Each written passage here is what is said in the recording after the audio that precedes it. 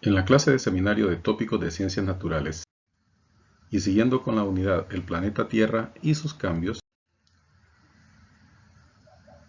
ahora hablaremos sobre el cáncer y la primera pregunta que nos haremos es ¿cómo se forma el cáncer?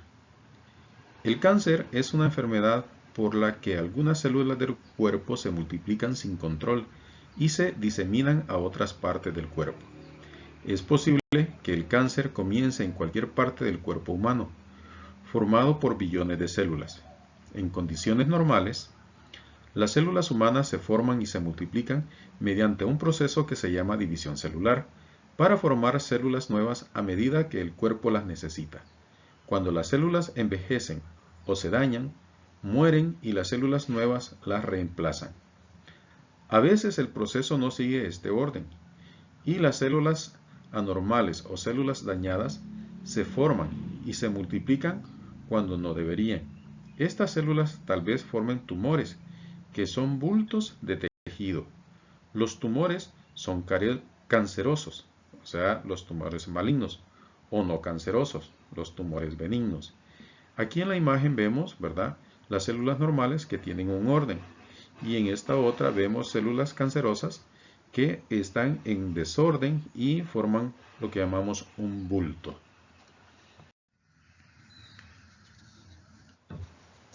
¿Qué causa el cáncer?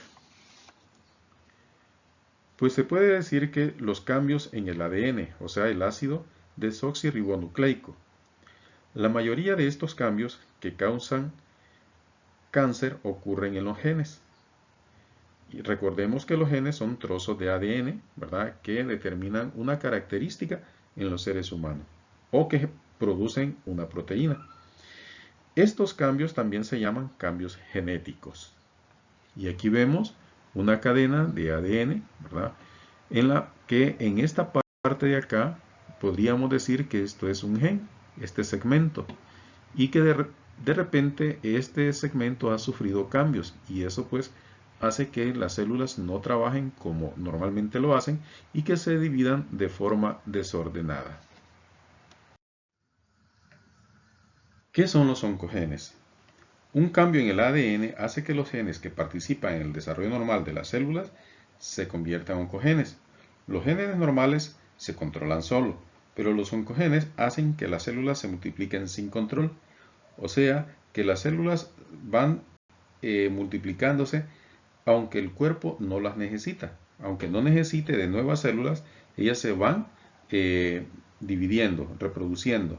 Entonces eso hace que se vayan formando tumores, porque estas células de manera, cuando todavía son inmaduras, ¿verdad?, se dividen y no pueden realizar las funciones que normalmente deberían de realizar. Y por eso pues se convierten en tumores que luego son un cáncer, ¿verdad?, que pueden ser un tumor benigno o un tumor maligno.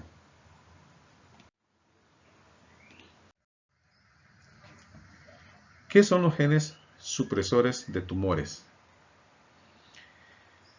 En las células normales, los genes supresores de tumores evitan el cáncer al demorar o frenar la multiplicación de las células. A veces, los cambios en el ADN inactivan los genes supresores de tumores, y esto causa la multiplicación sin control de las células y el cáncer. Dentro de la cadena de ADN, pues hay células, ¿verdad? Genes dentro del ADN que se encargan de frenar la multiplicación de aquellas células, ¿verdad?, de las células, de tal manera que ellas se van multiplicando de acuerdo a las necesidades que va teniendo el organismo. Pero cuando ellas hay una reacción en la que los supresores de tumores, ¿verdad?, son frenados. Entonces, esto hace que las células no tengan un control y se dividan de una manera desordenada. Como vemos aquí, en las células normales, los genes supresores de tumores en las células normales impiden que se forme el cáncer. En las células cancerosas, a veces los cambios en el ADN inactivan los genes supresores de tumores y esto hace que las células se multipliquen sin control.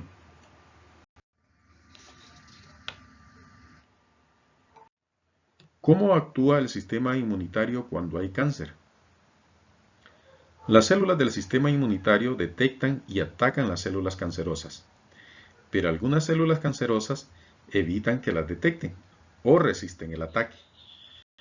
Algunos tratamientos del cáncer ayudan a que el sistema inmunitario detecte mejor las células cancerosas y las destruya. El cuerpo tiene nuestro sistema inmunitario, el cual hace que cualquier objeto que no esté actuando conforme a las necesidades del cuerpo, entonces lo llega y lo reconoce como algo que no es propio del cuerpo. Entonces lo ataca y lo destruye. Pero en este caso, las células cancerosas, de alguna manera, ellas evaden ese ataque y por lo tanto el sistema inmunitario no las puede combatir. ¿Qué efecto tienen los cambios genéticos en el tratamiento del cáncer? El, el cáncer de cada persona es una combinación única de cambios genéticos. Ciertos cambios genéticos hacen que sea más o menos probable que el cáncer de la persona responda a determinados tratamientos. Si vemos aquí en esta imagen, las dos personas están tratadas con el mismo tratamiento, pero esta de acá, que responde bien al medicamento, tiene un cambio en el ADN en esta posición. Y esta otra persona que está recibiendo el mismo tratamiento, porque según parece tiene el mismo padecimiento, pero el cambio del ADN lo tuvo en esta posición. Ya esta persona no responde adecuadamente al medicamento. Entonces, este conocimiento de a dónde, en qué nivel, ¿verdad?, está el cambio del ADN, puede ayudar a que los medicamentos sean más efectivos en las personas. ¿Qué causa los cambios genéticos?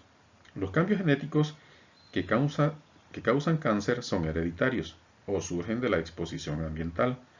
Los cambios genéticos también ocurren si hay errores cuando las células se dividen. Pues decimos que los cambios genéticos pueden ser por herencia, ¿verdad? De los padres a los hijos. O también puede ser de que se genere un cambio genético cuando nos exponemos de forma no sin tener ningún cuidado, ¿verdad?, a la radiación ultravioleta. O cuando nos exponemos a sustancias químicas. Puede ser también por virus, ¿verdad?, que entran a nuestro cuerpo y que estos pueden generar cambios en el ADN. El tabaquismo es otra forma, ¿verdad?, en la que se pueden tener cambios genéticos, ¿verdad?, en las personas que fuman de una manera descontrolada. Puede ser también que mientras se da la división celular, el ADN sufra algunos cambios. Entonces, y estos cambios pueden generar lo que es el cáncer en las personas.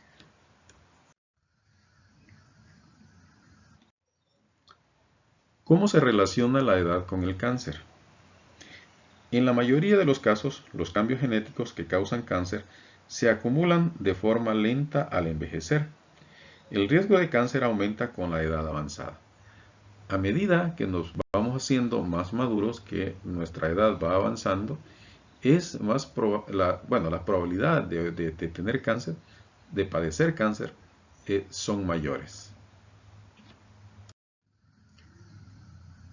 ¿Qué es la metástasis? A veces las células cancerosas se separan del tumor original y viajan por la sangre o el sistema linfático a partes lejanas del cuerpo. Cuando salen de los vasos sanguíneos y forman otros tumores, se llama metástasis. El cáncer metastásico tiene el mismo nombre y el mismo tipo de células cancerosas que el cáncer primario. Por ejemplo, en el cáncer de seno o mama, que forma un tumor metastásico en el pulmón, es cáncer de seno metastásico, no es cáncer de pulmón. O sea, que pasó de los senos al pulmón. Y no porque esté en el pulmón es un cáncer de pulmón, sino que sigue siendo un cáncer de senos. Cuando se observan al microscopio, las células cancerosas metastásicas en general se ven igual que las células del cáncer primario. Es más, las células cancerosas metastásicas y las células del cáncer primario suelen tener características moleculares en común, como cambios específicos en los cromosomas. En algunos casos, el tratamiento ayuda a prolongar la vida de las personas con cáncer metastásico. En otros casos, la meta principal del tratamiento del cáncer metastásico es evitar que se disemine o aliviar los síntomas de la enfermedad. Los tumores metastásicos a veces causan daños graves que afectan el funcionamiento del cuerpo. La metastasis causa la mayoría de las muertes por cáncer, porque se genera el cáncer en un lugar y luego viaja por el torrente sanguíneo, ¿verdad? O por el sistema linfático a otros órganos del cuerpo. Y sigue siendo el mismo tipo de cáncer, solo que se aloja en otros órganos, ¿verdad? Y por eso se le llama que se dice que es una metástasis, ¿verdad? Porque es el mismo tipo de cáncer que se riega por todo el cuerpo. Vamos a hablar de las diferencias entre las células cancerosas y las células normales. Aquí tenemos una columna de las células normales y aquí tenemos otra columna de las células cancerosas. En primer lugar, ¿verdad? En esta fila de acá vemos que la forma, ¿verdad? Estas tienen una forma definida, como una esfera, por decirlo así, y estas tienen una forma irregular. En esta otra vemos el núcleo. El núcleo de esta es muy grande en comparación a esta célula normal. En esta vemos el citoplasma. El citoplasma, ¿verdad? El volumen del citoplasma se reduce, mientras que aquí el volumen es mayor que en una célula cancerosa. Entonces, una célula normal y vemos el citoplasma, ¿verdad? Que está, por el hecho de que el núcleo es grande, se reduce el volumen del citoplasma. En esta otra vemos las formas. Todas las células, ¿verdad? De un tejido en particular, todas las células son iguales. Pero si este tejido sufriera de cáncer, ¿verdad? Sus células se deforman y las células se están dividiendo, pero no todas son iguales. Cada una va a tener una forma diferente. En este caso vemos, ¿verdad? Que algunas células que tienen una forma específica, como por ejemplo las neuronas, ¿verdad? Estas pierden sus características y se vuelven diferentes. Cuando, por decirlo así, el tejido está sufriendo de cáncer, entonces las células pierden esa forma normal, ¿verdad? Y se vuelven diferentes. En este otro caso, vemos que en este hay un arreglo, ¿verdad? Todo está organizado, pero cuando se sufre cáncer, ¿verdad? Las células cancerosas no se pueden ordenar porque como todas son de diferente forma, entonces el orden se pierde. Y el límite, ¿verdad? Cuando las células están agrupadas, células normales agrupadas, ¿verdad? Podemos definir el área. Pero en una célula cancerosa, ¿verdad? Cuando hay un tumor, este tiene una forma indefinida. Entonces, muy difícil determinar los límites de él.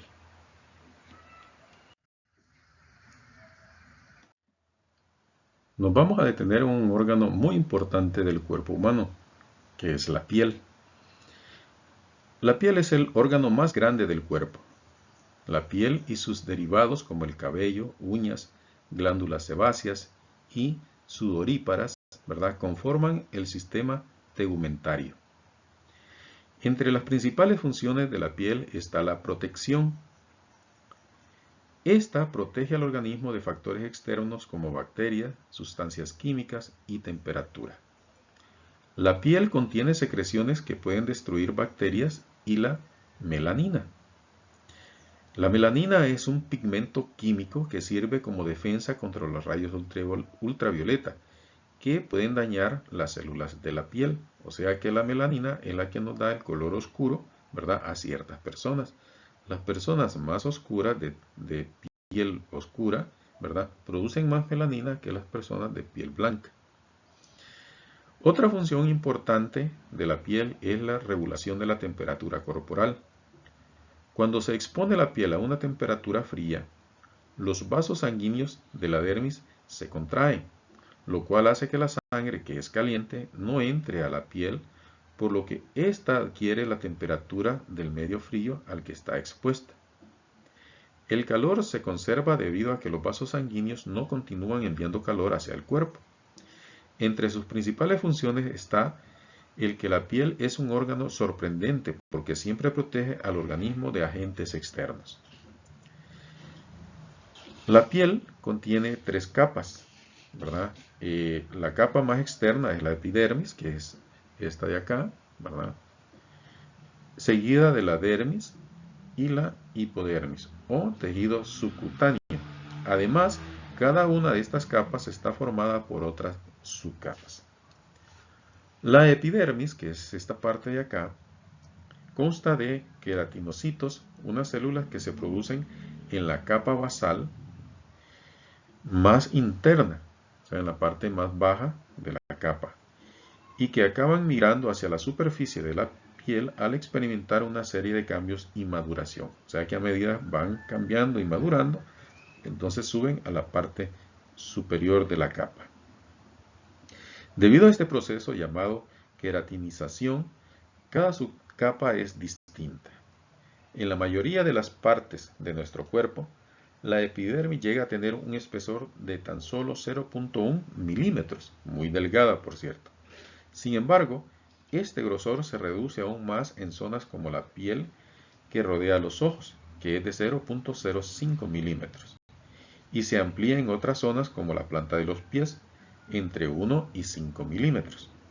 La otra capa, que es la dermis, está formada principalmente por colágeno y elastina, que se encargan de ofrecer la fuerza y flexibilidad necesaria para que la piel muestre un aspecto sano y terso. Estos tejidos se encuentran impregnados por una especie de gel encargado de contribuir a mantener el volumen de la piel. Nuestro estilo de vida y algunos factores externos como la exposición al sol tienen un impacto directo sobre el colágeno y la elastina. Además, a medida que vamos envejeciendo, estos niveles van disminuyendo, lo que hace que la piel adquiera un tono menos tonificado y con más arrugas. La hipodermis, que es la capa más baja, ¿verdad? La parte más baja, más interna de la piel, ¿verdad? Viene a ser la capa más interna de nuestra piel. Esta almacena energía gracias a las células adiposas, las fibras colágenas especiales y los vasos sanguíneos. Así, sus fibras se conectan con las de la dermis. Si vemos, ¿verdad? En lo que es la piel y entre las capas hay ciertas estructuras, como por ejemplo los folículos pilosos, ¿verdad? De los vellos de la piel. Tenemos las glándulas sudoríparas, las glándulas sebáceas, los poros, ¿verdad?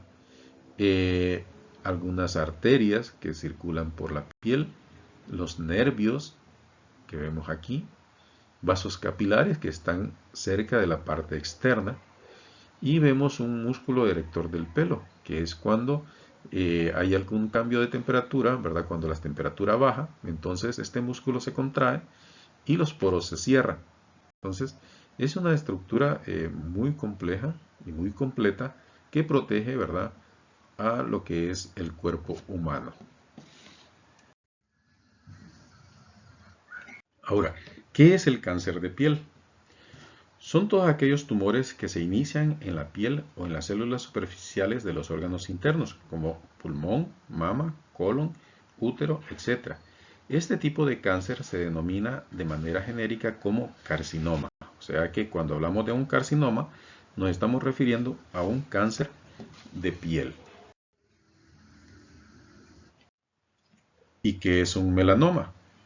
El melanoma es un tipo de cáncer de piel que se origina cuando los melanocitos, las células que dan a la piel su color bronceado o marrón, o sea que dan el color oscuro, comienzan a crecer fuera de control. O sea que se van dividiendo y van saliendo como que si ya estuvieran preparados, pero son células inmaduras que no pueden realizar bien su trabajo y por lo tanto se forma un tumor. Si vemos en la imagen, ¿verdad?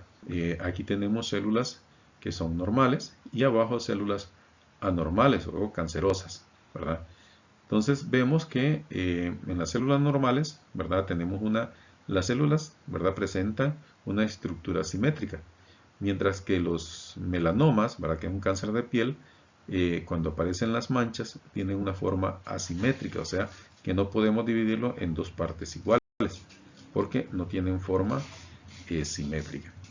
Como cuando se parte una naranja, que es la mitad, entonces tenemos dos mitades que son simétricas, ¿verdad? Iguales. Mientras que en los melanomas no se pueden partir y tener dos partes iguales. La otra son los bordos, ¿verdad? Si vemos las partes externas, ¿verdad? Se miran bordos lisos, la superficie es lisa. Mientras que en los melanomas, ¿verdad? Las estructuras tienen bordos, ¿verdad? Que son deformes. El color, las células normales presentan un solo color, pero en los melanomas las células presentan una diferencia de colores. El diámetro, las células normales presentan un diámetro menor a 5 milímetros, ¿verdad? O sea, las manchas, estamos hablando de manchas que aparecen en la piel. Mientras que cuando se trata de un melanoma, entonces estas manchas tienen un diámetro mayor a 5 milímetros. Y la evolución, ¿verdad? No cambia, se mantienen. Usted lo está observando y esa mancha no va a cambiar. En los melanomas, ¿verdad? Sí hay cambios de color, de forma y de tamaño. Entonces, por eso es que se recomienda que cuando alguien tiene un lunar, que siempre esté vigilando. Si ese lunar crece o va cambiando su color, entonces hay que tener mucho cuidado, hay que estar pendiente de él y de repente pues acudir donde un especialista para que haga la revisión correcta. Siguiendo con la unidad del planeta Tierra y sus cambios, ¿verdad? Ahora vamos a hablar de otro tema, lo que es el aumento del nivel del mar. El aumento del nivel del mar, ¿verdad? En las costas, que es donde más se nota, esta está asociada a algunas actividades que los humanos estamos realizando, como por ejemplo el desarrollo industrial. Entre más industrias, esto pues está generando un cambio en el clima. La quema de fósiles o de compuestos orgánicos y claro, al haber una combustión, estamos produciendo también CO2. ¿Verdad? Que es uno de los gases que ayuda a que se incremente la temperatura en el planeta Tierra. La expansión del agua debido al aumento de la temperatura de mares y océanos, ¿verdad? Que al momento de que la temperatura aumenta, ¿verdad? Entonces las cantidades de agua pues se están volviendo en mayor cantidad. Esto también, asociado a las altas temperaturas, se da el derretimiento de los glaciares. Y esto hace pues que los bloques de hielo, ¿verdad? Las grandes cantidades de hielo que hay cerca de los glaciares, esto pues se están derritiendo por las altas temperaturas y se genera mayor volumen de agua. Con el aumento del nivel del mar, algunas ciudades están en riesgo. Algunas son centros económicos y están ubicados en o cerca de la costa, por lo que la crisis climática podría afectar a la economía de las ciudades, a menos que se actúe de inmediato para lograr una rápida reducción de las emisiones de gases de efecto invernadero. El nivel medio global del mar aumentó a una tasa estimada de 1.6 a 1.9 milímetros por año en el siglo XX, en gran parte debido al cambio climático antropogénico, o sea, a las actividades que realizan los humanos y que están provocando cambios en el clima. Además del aumento del nivel del mar, todas aquellas personas que viven en las zonas costeras pueden estar en riesgo de inundaciones por marejadas ciclónicas y mareas altas. Además, las proyecciones climáticas sugieren que la intensidad de las tormentas aumentará con velocidades de viento más dañinas y mayores tormentas y tasas de lluvia más extremas que las tormentas que hemos experimentado en el pasado. Y este hecho de las inundaciones de las costas, ¿verdad? Traerá problemas demográficos, como por ejemplo, ¿verdad? Las personas que viven cerca de las costas tendrán que salir e irse a lugares más altos. También el nivel, ¿verdad? Que el hecho de que aumente el nivel del mar, esto va a provocar que se realicen o que se tengan olas más de mayor tamaño. También se tendrá, ¿verdad? Un problema en los ecosistemas marinos, porque sus ecosistemas van a cambiar. La contaminación del agua, ¿verdad? También se verá afectada porque algunas fuentes de agua dulce, ¿verdad? Serán contaminadas con las aguas del mar o con agua salada. Los huracanes y tifones se volverán más peligrosos. Entonces, algunas ciudades que por su importancia económica, por su movimiento económico, ¿verdad? Como Palo Alto, que es en los Estados Unidos, Nueva York, Estados Unidos, Londres, ¿verdad? Bombay, Alejandría, Osaka, Hong Kong, Shanghái, Sydney. Estos son lugares que son importantes económicamente y que serán afectados por el aumento del nivel del mar. Si la Antártida se derritiera en su totalidad, el mar aumentaría aproximadamente 60 metros. Y si lo hiciera Groenlandia, el mar subiría 7 metros. O sea que tenemos un problema, ¿verdad? Latente, que de repente puede tener una solución, pero que hay que buscar esa solución desde ya. Honduras, como otras zonas del planeta, también tiene lugares que están en riesgo por el aumento en el nivel del mar. Estimaciones dictan que entre 0.6 y 2.1 metros aumentaría el nivel del mar, suficiente para modificar las costas y la ubicación del mar en el territorio hondureño. Honduras posee 820 kilómetros de costa entre la del Atlántico, o sea, el Mar Caribe, y el Pacífico, el Golfo de Fonseca.